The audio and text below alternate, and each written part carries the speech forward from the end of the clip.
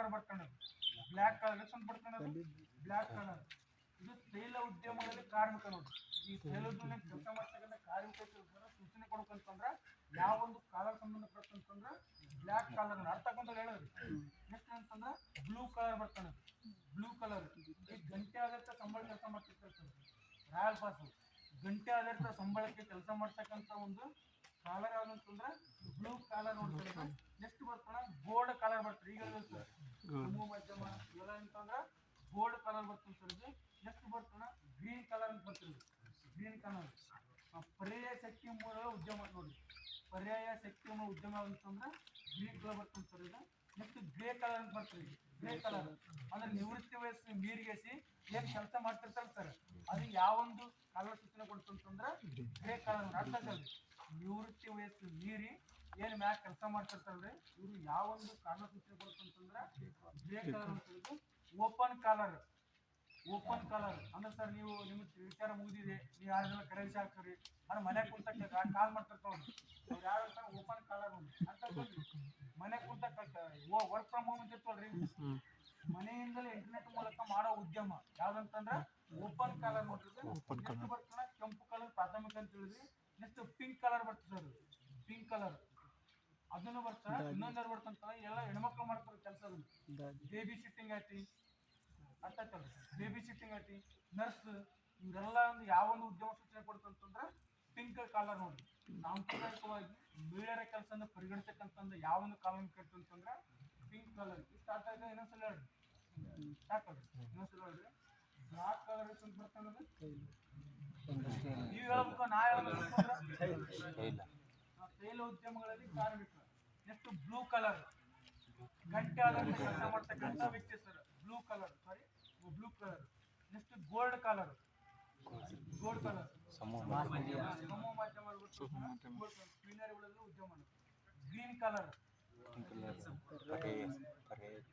Green colour, green ಪರ್ಯಾಯ ಶಕ್ತಿಗಳ ಮೂಲ ಉದ್ಯಮ. ವೈಟ್ ಕಲರ್ ತೃತೀಯ ವಲಯ ಅಂತ ಹೇಳಿದ್ರು. ಗ್ರೇ ಕಲರ್ ಕೆಲಸ ಮಾಡ್ತಾರೆ ಸರ್, ಅದೆಲ್ಲ grey colour. Next open colour internet ಮೂಲಕ ಮಾಡೋದು ಸರ್. ನೆಕ್ಸ್ಟ್ ಕೆಂಪು ಕಲರ್ ಅಂತ ಪ್ರಾಥಮಿಕ. ಪಿಂಕ್ ಕಲರ್ ಅಂತ ಬರ್ತಿರೋದು ಮಹಿಳೆಯರಂತ ಕೆಲಸ ಮಾಡಿಸೋದು.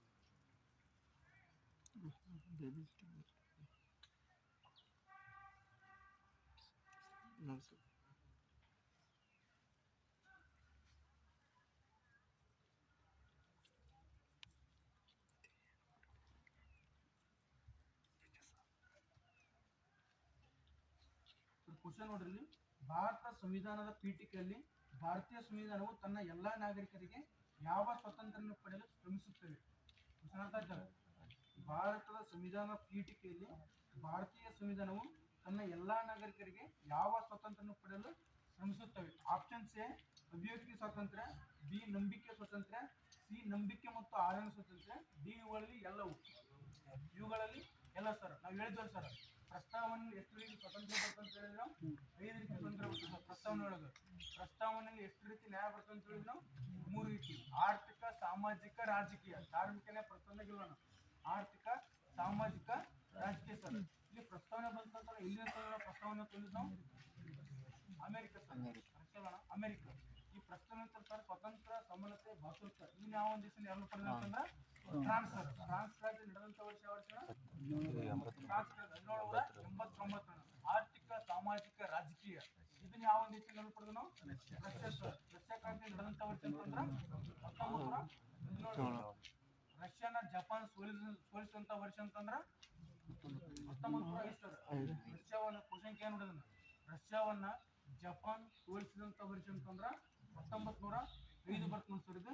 ನೆಕ್ಸ್ಟ್ ಇಲ್ಲಿ ಪ್ರಸ್ತಾವನೆ ಅಂತ ಬರ್ತಲ್ಲ ಸರ್, ಈ ಸಂವಿಧಾನ ಪರಮಾಧಿಕಾರ ಒಂದು ಮೂಲ ಯಾರು ಅಂತಂದ್ರ ನಮ್ಮ ಭಾರತೀಯ ಪ್ರಜೆಗಳು. ಕಿಸಿ ಕ್ವಶನ್ ಇದು, ಸಂವಿಧಾನವನ್ನು ಪರಮಾಧಿಕಾರ ಮೂಲ ಯಾರು ಅಂತಂದ್ರ ಭಾರತೀಯ ಪ್ರಜೆಗಳು ಬರ್ತದೆ ಸರ್. ಇಲ್ಲಿ ಪ್ರಸ್ತಾವನೆ ಮುಂಚೆ ಸರ್ ದಯೆಗಳ ನಿರ್ಣಯ ಅಂತ ಆಗ್ತದೆ. ದಯೆಗಳ ನಿರ್ಣಯ ಯಾವ ವರ್ಷ ಇದು 1946 ಡಿಸೆಂಬರ್ 13 ಸರ್. ಇದು ಮಂಡಿಸಿದ್ರು ಯಾರು ಅಂತಂದ್ರ ಜವಾಹರ್ಲಾಲ್ ನೆಹರು ಬರ್ತದೆ ಸರ್. ಇದು ಅಂಗೀಕಾರ ಆದಂತ ವರ್ಷ ಅಂತಂದ್ರ 1947 ಜನವರಿ 22 ಸರ್. ನೆಕ್ಸ್ಟ್ ಅಂತಂದ್ರ ಇದನ್ನೇ ಮಾಡ್ತಾರೆ ಅಳವಡಿಸಿಕೊಂಡಂತ ವರ್ಷ ಅಂತಂದ್ರ 1949 ನವೆಂಬರ್ 26 ಸರ್. ಅದು ಜಾರಿ ಆದಂತ ವರ್ಷ ಅಂತಂದ್ರ 1950 ಜನವರಿ 26 ಸರ್. ಟೈಟಲ್ 1950 ಜನವರಿ 26 ಸರ್. ಸಂವಿಧಾನ ದಿನಾಂಕ ಮಾಡ್ತಾರೆ ಈಗ ನವೆಂಬರ್ 26 ಸರ್. ಯಾವ ಒಂದು ವರ್ಷದಿಂದ ಅಂತಂದ್ರ 15 ಅಂಬೇಡ್ಕರ್ ಎಷ್ಟನೇ ಜಯಂತಿ ಅಂತಂದ್ರ 325 ಸರ್. 325ನೇ ಜಯಂತಿ ಸರ್ ಇದು. ನೆಕ್ಸ್ಟ್ ಅಂತಂದ್ರ ಈ ಪ್ರಸ್ತಾವನೆಯನ್ನ ಒಂದ್ಸಲ ಹೇಳುವಂತ ಪ್ರಸ್ತಾವನೆ: ಭಾರತ ಪ್ರಜೆಗಳಾದ ನಾವು ಸಾರ್ವಭೌಮ, ಸಮಾಜವಾದಿ, ಪ್ರಜಾಸತ್ತಾತ್ಮಕ, ಗಣರಾಜ್ಯ, ನ್ಯಾಯ, ಸ್ವತಂತ್ರ, ಸಮಾನತೆ, ಐಕ್ಯತೆ, ಭಾತೃತ್ವ ಆದ್ಮೇಲೆ ಐಕ್ಯತೆ ಸರ್. ಸಾಂಗನ್ ಕೊಟ್ಟಾನೆ ಹಿಂಗ್ ಕೊಟ್ಟ ಭಾತೃತ್ವ ಆದ್ಮೇಲೆ ಐಕ್ಯತೆ ಬರ್ತಾನೆ ಸರ್. ಇದು ನಮ್ಮ ಭಾರತ ದೇಶ ಐತೆ ಸರ್. ಯಾವುದೇ ಒಂದು ಧರ್ಮ ನೇಮ ಅಂತ ರಾಷ್ಟ್ರೀಯ ಧರ್ಮ ಅಂತ ಘೋಷಣೆ ಮಾಡಿ ನೋಡ್ತಾರೆ. ನೆಕ್ಸ್ಟ್ ಅಂತ ಪ್ರಸ್ತಾವನೆ ಬಗ್ಗೆ ಫ್ರೀಡಮ್ ಹಾಕಂತಿಲ್ಲ. ಈ ಪ್ರಸ್ತಾವನೆ ಬಗ್ಗೆ ಐತಲ್ಲ ಸರ್, ಕೆಲವೊಂದು ಜನ ಒಂದೊಂದು ವಾಕ್ಯ ಹೇಳ್ತಾರೆ ಪ್ರಸ್ತಾವನೆ ಬಗ್ಗೆ. ಹೆಚ್ಚು ಗೊತ್ತಿಲ್ಲ ಹೇಳಿ ಸರ್ ಪ್ರಸ್ತಾವನೆ ಬಗ್ಗೆ. ಪ್ರಸ್ತಾವನೆ ಸಂವಿಧಾನ ಆತ್ಮ ಅಂತ ಕಟ್ತಾರೆ ಸರ್.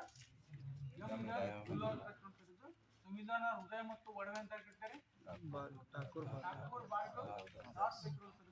ಸಂವಿಧಾನ ಕಿರುವತ್ತಿಗೆ ಅಥವಾ ಕೀನೋಟ ನೆನ್ಪಿಡೋದು. ಯಾರು ಸರ್? ಅರ್ನೆಸ್ಟ್ ಬಾರ್ಕರ್ ರೀ. ಅರ್ನೆಸ್ಟ್ ಬಾರ್ಕರ್ ಅಥವಾ ಎಂ ಬಾರ್ಕರ್ ಅಂತ ಕಟ್ತಾರೆ ಸರ್.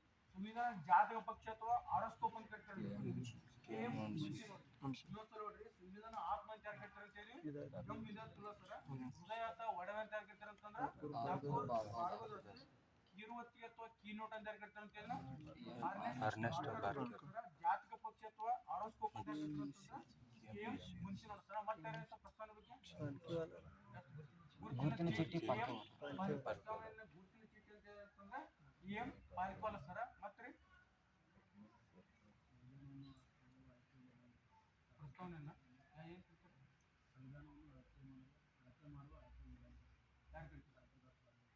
ಸಂವಿಧಾನ ಅಳತೆ ಮಾಡುವ ಅಳತೆ ಗೋಲಾಗಿದೆ ಯಾರು ಕಟ್ತಂತ ಠಾಕೂರ್ ಭಾರ್ಗವ ದಾಸ್. ಠಾಕೂರ್ ಭಾರ್ಗವ ದಾಸ್